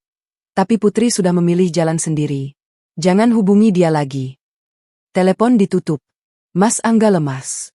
Tubuhnya lunglai di teras. Ia baru sadar, rahasia yang ia jaga begitu ketat ternyata sudah terbongkar. Dan istri yang ia kira bodoh dan mudah dibohongi ternyata lebih pintar dari dugaannya. Tapi bagaimana? Bagaimana Putri bisa tahu? Ia sudah sangat berhati-hati. Ia hapus semua chat. Ia sembunyikan semua bukti. Ia bahkan tidak pernah menyebut nama Salwa di depan Putri. Lalu bagaimana? Salwa. Mungkin dari Salwa. Mungkin Salwa ceroboh dan ketahuan. Ia segera menekan nomor Salwa. Sayang, ini Mas. Ada yang aneh. Istri aku, maksudnya, Putri, tahu tentang kamu. Dia jual rumah dan kabur ke kampungnya. Kamu tahu sesuatu? Salwa di seberang sana diam beberapa saat. Lalu suaranya berubah dingin. Mas, kita perlu bicara. Ya, bicara sekarang. Ada apa? Bukan di telepon. Mas harus ke sini. Ke kampung? Aku baru sampai Jakarta, Sal. Terserah Mas. Tapi kalau Mas nggak datang sekarang, jangan harap aku mau lagi jadi istri Mas. Telepon ditutup. Mas Angga bingung. Apa yang terjadi dengan Salwa? Kemarin sebelum ia pulang, Salwa masih manja dan merengek minta ikut ke kota. Sekarang suaranya dingin, seperti orang marah. Ada yang tidak beres. Sangat tidak beres. Mas Angga masih duduk di teras. Panas matahari mulai mereda, berganti angin sore yang sejuk. Tapi di dalam dadanya, api amarah dan kepanikan berkobar. Ia coba telepon Putri lagi. Tidak diangkat. Coba SMS. Tidak dibalas. Coba WA dari nomor lain. Begitu pesan terkirim, nomor itu langsung diblokir. Putri benar-benar menutup semua akses. Lalu ia teringat tetangga. Bu RT yang baik hati mungkin tahu sesuatu. Ia berjalan ke rumah Bu RT yang kebetulan sudah pulang kemudian. Assalamualaikum, Bu RT. Waalaikumsalam. Mas Angga? Loh, sudah pulang? Bu RT keluar dengan daster batik. Iya, Bu. Baru sampai. Mau nanya, tahu nggak Ibu, kenapa rumah saya kok dijual? Ada segel gitu. Bu RT menghela napas. Mas Angga, saya memang ingin bicara sama Mas. Tapi saya nggak enak. Soalnya ini urusan rumah tangga. Tolong Bu, saya bingung. Begini, Mas. H1 Lebaran tengah malam itu, Putri ke rumah saya. Matanya bengkak. Habis nangis katanya. Dia bilang mau jual rumah dan pindah kampung. Saya tanya kenapa? Dia cuma bilang, tanya suami saya aja Bu. Dia yang lebih tahu. Terus H1 itu, banyak orang datang. Ada calon pembeli, ada notaris, ada kakak-kakaknya Putri dari Sumatera bawa mobil box. Mereka angkut semua barang-barang Putri. Terus H2, rumah udah kosong dan ada segel itu. Saya juga baru tahu kalau rumah ini laku dijual. Mas Angga tertunduk. Semua sudah terjadi, dan ia tidak bisa berbuat apa-apa. Bu, makasih infonya. Mas Angga, maaf ya saya bicara terus terang. Saya lihat Putri itu istri baik, sabar, nggak pernah macam-macam. Apa yang Mas lakuin sampai dia nekat jual rumah dan pergi? Ini pasti bukan keputusan mudah. Mas Angga tidak menjawab. Ia hanya mengangguk lemas lalu berjalan kembali ke rumahnya yang kini bersegel. Matahari mulai terbenam. Mas Angga masih duduk di teras, menatap kosong ke depan. Ponselnya berdering. Ibu kandungnya di kampung. Nak, gimana? Udah sampai? Udah, Bu. Loh, kok suaranya aneh? Ada apa? Mas Angga tidak bisa menahan tangis. Untuk pertama kalinya setelah dewasa, ia menangis seperti anak kecil di depan ibunya lewat telepon. Bu, rumah dijual Putri. Dia tahu semua. Dia pergi. Hah? Maksudmu? Dia tahu tentang Salwa, Bu. Tentang pernikahan siri itu. Dia jual rumah, ambil semua barangnya, dan pergi ke kampungnya di Sumatera. Ibu mertuanya, mertua pertama, terdiam cukup lama. Lalu suaranya berubah berat. Angga, Ibu sudah bilang dari dulu, jangan main-main sama perempuan. Tapi kamu gak pernah dengar. Sekarang lihat akibatnya. Tapi Bu, Ibu kan juga hadir di pernikahan itu. Ibu juga setuju. Ibu setuju karena kamu bilang sudah pisah ranjang. Kamu bohong, Nak. Kamu bohong ke Ibu, ke ayahmu, ke semua orang. Sekarang tanggung jawab sendiri. Ibu jahat. Ibu tega sama anak sendiri. Bukan Ibu yang jahat. Kamu yang jahat sama Putri. Dia istri baik. Nak. Selalu kirim uang. Selalu kirim oleh-oleh. Selalu telepon Ibu. Tapi kamu sembunyikan dia. Kamu bohongi dia. Kamu khianati dia. Sekarang dia pergi. Jangan salahkan siapa-siapa. Telepon ditutup. Mas Angga benar-benar sendiri sekarang. Ia duduk di teras rumah yang bukan miliknya. Di kompleks perumahan yang mulai gelap. Tanpa tempat berteduh untuk malam ini. Ia cek saldo rekeningnya. Ada transfer masuk 50% hasil jual rumah, sekitar 225 juta rupiah. Uang yang cukup banyak, tapi tak sebanding dengan apa yang hilang. Rumah, istri, masa depan. Ia coba cari hotel terdekat. Penuh semua karena arus balik. Ia coba kos-kosan. Penuh. Ia coba rumah teman. Tidak ada yang bisa ditumpangi. Malam itu, Mas Angga tidur di mobilnya, di depan rumah yang dulu miliknya. Ia memandangi rumah kosong itu dengan perasaan hancur. Besok, ia harus kembali ke kampung. Menghadapi Salwa dan keluarganya. Menghadapi kenyataan bahwa hidupnya sekarang berantakan karena kebohongannya sendiri. Di dalam mobil yang sempit, ia baru menyadari, karma itu nyata. Dan ia baru merasakan ujungnya. Tapi ini baru awal. Masih panjang jalan yang harus ia tempuh, dan masih banyak air mata yang akan ia tumpahkan sebelum semuanya benar-benar selesai. Di kejauhan, suara adzan maghrib berkumandang. Mas Angga menangis dalam mobil, menyadari bahwa ia telah kehilangan segalanya dalam satu hari. Sementara ribuan kilometer di sana, Putri sedang duduk bersama keluarganya, menikmati hidangan lebaran yang tertunda, dengan senyum yang mulai kembali merekah. Karma sedang bekerja.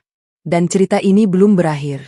Mas Angga tiba di kampung pada H5 Lebaran dengan kondisi fisik dan mental yang kacau. Perjalanan panjang dari Jakarta ke Jawa Timur ditempuh dalam keadaan emosi tidak stabil. Ia mengemudi sambil sesekali menangis, sesekali marah-marah sendiri membayangkan ulah Putri yang berani menjual rumah tanpa izinnya. Tapi di balik kemarahan itu, ada rasa bersalah yang menggerogoti, meski enggan ia akui. Sesampainya di kampung, ia tidak langsung menemui Salwa. Ia memarkir mobil di pinggir jalan dekat sawah, merokok 3 batang berturut-turut sambil mempersiapkan mental menghadapi istri mudanya yang belakangan ini bersikap aneh di telepon. Ia belum tahu bahwa di rumah Salwa, sudah ada sidang keluarga yang menunggunya. Kakak Salwa, Rina, telah mengumpulkan kedua orang tua mereka, paman, bibi, dan tokoh masyarakat setempat untuk membahas pernikahan siri yang ternyata penuh kebohongan. Mereka sudah mempersiapkan segalanya, termasuk bukti-bukti chat dan foto yang dikirim Putri, serta saksi-saksi yang akan membongkar kedok Mas Angga di depan keluarga besar Salwa. Tanpa curiga, Mas Angga melangkah memasuki rumah Salwa dengan harapan bisa meluruskan keadaan dan membujuk Salwa agar tetap bersamanya. Ia masih berpikir dengan logika laki-laki penipu bahwa semua masalah bisa diselesaikan dengan rayuan dan janji manis. Namun ketika pintu rumah terbuka, ia disambut bukan oleh senyum manis Salwa, tapi oleh puluhan pasang mata yang menatapnya dengan kebencian. Salwa duduk di pojok ruangan, matanya sembab, wajahnya pucat pasi. Di sampingnya, kakak Rina berdiri dengan tangan bersedekap, siap menjadi jaksa dalam sidang tidak resmi ini. Duduk. Mas, ujar ayah Salwa dengan nada dingin yang tidak pernah didengar Mas Angga sebelumnya. Beliau adalah lelaki parubaya yang biasanya ramah dan selalu memanggilnya, Nak, dengan penuh kehangatan. Kini panggilan itu berubah menjadi, Mas, yang terdengar asing dan penuh jarak. Mas Angga duduk di kursi yang disediakan, persis di tengah-tengah mereka, seperti terdakwa yang akan diadili. Ia mencoba tersenyum, mencoba membaca situasi, tapi senyumnya langsung dipotong oleh pertanyaan tajam dari ayah Salwa. Kamu sudah punya istri? Mas Angga terpaku. Jawab. Bentak paman Salwa yang bertubuh besar dan berkumis tebal. Saya. Kami sudah punya bukti, Mas. Jangan bohong lagi. Rina menyodorkan ponselnya, menampilkan foto pernikahan Mas Angga dengan Putri yang diambil 3 tahun lalu. Foto itu didapatnya dari Putri, sebagai bukti bahwa pernikahan mereka sah secara negara dan agama. Juga ada foto-foto lain, termasuk buku nikah, kartu keluarga, dan dokumen-dokumen yang membuktikan bahwa Mas Angga masih terikat pernikahan dengan Putri hingga detik ini. Ini istri kamu, kan? Putri namanya. Nikah resmi 3 tahun lalu. Masih ada kakak bersama. Masih ada buku nikah. Lalu kamu datang ke sini, bilang sudah cerai, bilang sudah single, dan menikahi adik saya. Itu namanya apa, Mas? Mas Angga tertunduk. Keringat dingin membasahi seluruh tubuhnya. Saya minta maaf. Saya bisa jelaskan semuanya. Jelaskan? Mau jelaskan apa? Kamu sudah mempermalukan keluarga kami di depan seluruh kampung.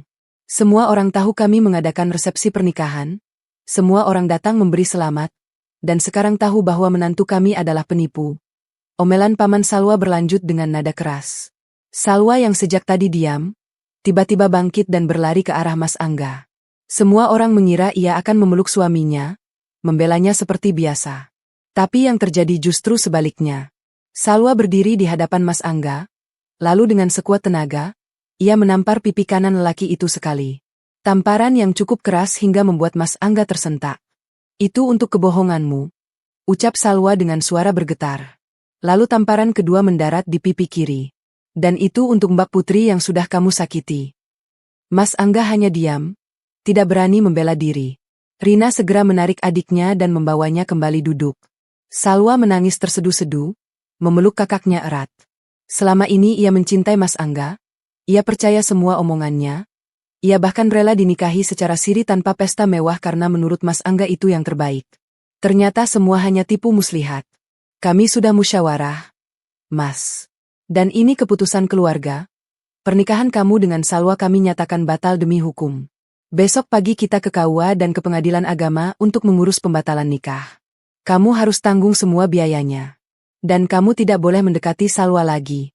Kalau kamu masih berani muncul di kampung ini, jangan salahkan kami kalau warga sini main hakim sendiri. Ancaman itu bukan main-main. Mas Angga tahu betul bagaimana warga kampung bisa bertindak brutal jika ada yang mempermalukan salah satu warganya. Ia pernah mendengar cerita tentang lelaki selingkuh yang diarak keliling kampung dengan wajah dihitamkan. Ia tidak ingin mengalami hal itu. Saya setuju, ucapnya lirih. Apa? Saya setuju. Saya akan ikut semua proses. Saya minta maaf sebesar-besarnya pada keluarga. Saya salah. Saya minta maaf. Salwa yang mendengar itu justru semakin menangis. Permintaan maaf yang datang setelah semua kehancuran terasa begitu hampa. Esoknya, proses pembatalan nikah dimulai. Mas Angga dan keluarga Salwa mendatangi KUA setempat, membawa semua dokumen dan bukti. Pegawai KUA yang mulanya bingung, akhirnya memahami kasus ini setelah melihat bukti pernikahan sah Mas Angga dengan Putri. Ini jelas poligami liar. Pak, tidak ada izin dari istri pertama, tidak ada izin dari pengadilan. Nikah siri ini bisa dibatalkan secara administratif, tapi untuk hukum agamanya, sebaiknya ke Pengadilan Agama. Mereka pun melanjutkan ke Pengadilan Agama. Prosesnya panjang dan melelahkan. Selama seminggu, Mas Angga bolak-balik kampung kota, mengurus berkas, membayar biaya ini itu, dan menelan semua malu karena kasusnya diketahui banyak orang. Di kampung, ia menjadi gunjingan. Setiap kali lewat, orang-orang berbisik. Itu laki-laki penipu, punya istri dua diam-diam. Warung-warung mulai enggan melayaninya. Bahkan teman-teman lamanya menjauh. Setelah proses selesai dan pernikahannya dengan Salwa resmi dibatalkan, Mas Angga mencoba mendekati Salwa lagi. Ia masih berharap bisa memperbaiki keadaan, mungkin menikahi Salwa secara resmi setelah cerai dengan Putri. Tapi Salwa sudah berubah. Gadis lugu yang dulu memanggilnya, Mas, dengan penuh cinta, kini menatapnya dengan dingin. Jangan dekati aku lagi. Kamu sudah menghancurkan hidupku. Aku jadi bahan gunjingan di kampungku sendiri. Orang-orang bilang aku istri simpanan. Orang-orang bilang aku istri simpanan. Aku perempuan nakal yang rela dinikahi siri. Padahal aku tidak tahu apa-apa. Pergilah, Mas. Lupakan aku. Salwa menutup pintu di depan wajah Mas Angga. Tidak ada lagi senyum. Tidak ada lagi panggilan sayang. Yang tersisa hanya luka dan kekecewaan. Beberapa bulan kemudian, Salwa pindah ke kota lain. Ia memulai hidup baru, bekerja di sebuah butik milik tantenya di Bandung. Ia memutuskan untuk fokus pada karir dan melupakan masa lalu yang kelam. Namun bekas luka itu tetap ada. Ia menjadi pribadi yang lebih tertutup, sulit percaya pada laki-laki, dan selalu waspada pada setiap hubungan baru. Orang tuanya mengkhawatirkannya, tapi tidak bisa berbuat banyak selain mendukung dan mendoakan. Karma untuk Salwa memang tidak seberat Mas Angga, karena ia korban kebohongan. Tapi sebagai perempuan di kampung yang masih kental dengan budaya patriarki, status, janda siri, melekat padanya seperti stiker yang sulit dihapus. Setiap kali ada lamaran datang, keluarga calon pasti akan menyelidiki latar belakangnya dan menemukan aib itu. Beberapa kali ia hampir menikah, tapi batal di menit-menit akhir karena masa lalunya yang dianggap bermasalah, meski ia tidak bersalah. Di malam-malam sepi, Salwa sering menangis membayangkan nasibnya. Ia masih muda, masih bisa memulai hidup baru, tapi masyarakat seolah tidak memberinya kesempatan. Ia pernah mencoba menghubungi Putri, meminta maaf sekali lagi atas semua yang terjadi. Putri, dengan lapang dada, memaafkannya dan bahkan menawarkan bantuan jika Salwa ingin pindah ke Sumatera dan mulai hidup baru di sana. Tapi Salwa menolak. Terima kasih Mbak, tapi aku harus berjuang di sini. Aku harus membersihkan namaku sendiri. Salwa sadar, meski ia korban, ia tetap harus bertanggung jawab untuk bangkit dari keterpurukan. Ia tidak bisa terus larut dalam penyesalan. Maka ia memutuskan untuk melanjutkan pendidikan, mengambil kursus desain grafis, dan membangun portofolio. Perlahan, ia mulai mendapatkan klien sendiri. Suatu hari, tanpa diduga, Ia bertemu dengan seorang fotografer bernama Rizky di sebuah acara pameran. Rizky berbeda dari laki-laki yang pernah ia kenal. Ia sabar, pengertian, dan tidak pernah menghakimi masa lalu Salwa. Ketika Salwa akhirnya bercerita tentang Mas Angga, Rizky justru menggenggam tangannya dan berkata, "Kamu korban, bukan pelaku. Aku tidak peduli masa lalumu, yang aku lihat adalah kamu hari ini, dan aku suka." Salwa menangis di pundak Rizky, melepas semua beban yang selama ini dipikul sendirian. Karma untuk Salwa akhirnya berbalik menjadi berkah. Ia menemukan cinta yang tulus setelah melewati badai. Tapi perjalanan itu panjang dan menyakitkan. Ia harus melewati malam-malam penuh air mata, ejekan tetangga, dan kegagalan sebelum akhirnya menemukan kebahagiaan yang sesungguhnya. Sementara Mas Angga, ia masih bergelut dengan kekacauan yang ia ciptakan sendiri. Setelah Salwa menutup pintu untuknya, ia kembali ke Jakarta dengan ekor di antara kaki. Ia mengontrak kamar kos murah di pinggiran kota, jauh dari kompleks perumahan mewah tempat ia dulu tinggal. Mobilnya terpaksa ia jual untuk biaya hidup. Pekerjaannya, ia dipecat karena sering mangkir dan kinerjanya menurun drastis pasca kehancuran rumah tangganya.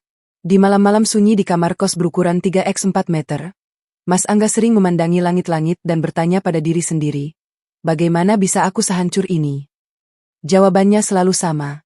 Karena ia bermain api dengan kebohongan, dan api itu akhirnya membakar habis semua yang ia miliki. 6 bulan sudah berlalu sejak kepergianku dari Jakarta. Hidup di kampung halaman bersama keluarga adalah keputusan terbaik yang pernah kuambil.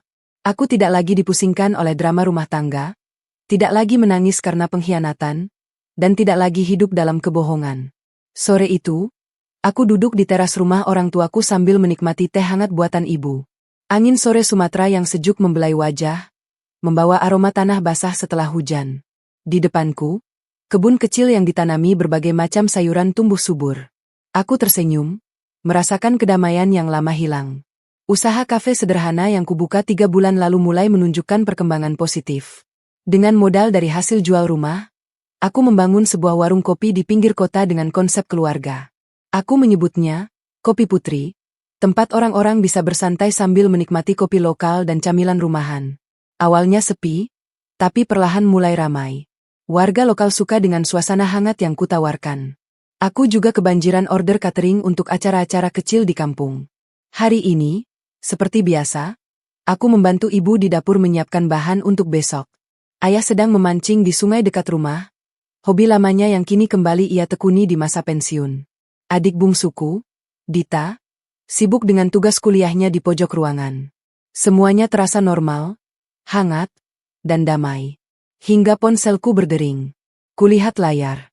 Nomor tak dikenal lagi. Kali ini aku tidak ragu membukanya. Sebuah pesan panjang masuk. "Put, ini Mas. Tolong jangan hapus atau blokir dulu. Aku tahu aku sudah keterlaluan. Aku tahu aku nggak pantas minta maaf apalagi minta kembali. Tapi aku hanya ingin kamu tahu apa yang terjadi setelah kamu pergi." Aku menghela napas. Ingin rasanya menghapus dan memblokir lagi. Tapi sesuatu membuatku terus membaca. Mungkin rasa penasaran. Mungkin juga karena lukanya sudah sembuh. Jadi aku bisa membaca tanpa perih. Salwa sudah menikah dengan fotografer bernama Rizky bulan lalu. Dia bahagia. Aku ikhlas. Keluarganya sudah memaafkanku meski tetap tidak ingin berhubungan. Aku senang dia bisa move on dan menemukan yang lebih baik. Ibu dan ayah di kampung tahu semuanya sekarang.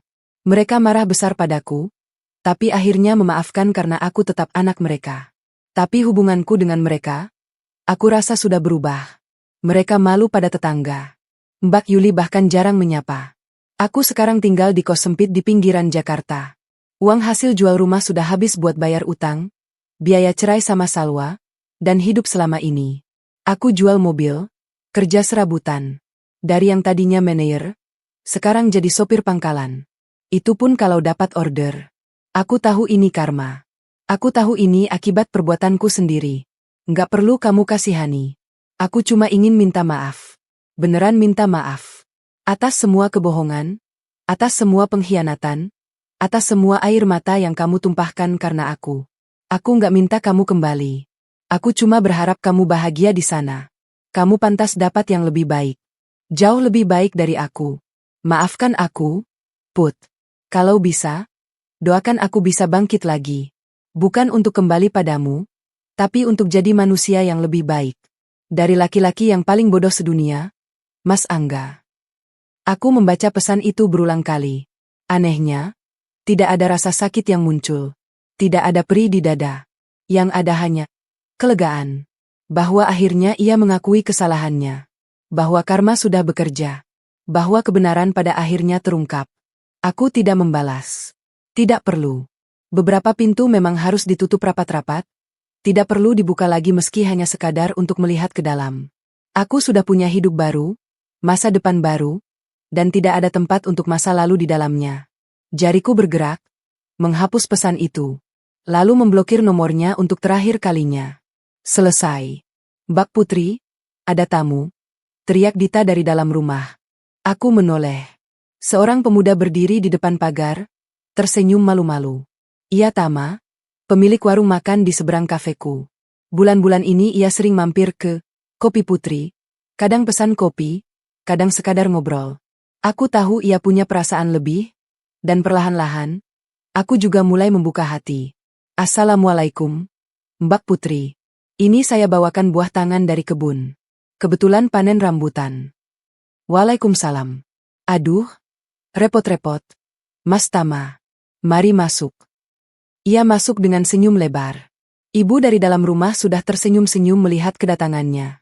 Aku tahu, ibu sudah mulai menjodoh-jodohkan kami. Dan anehnya, aku tidak keberatan.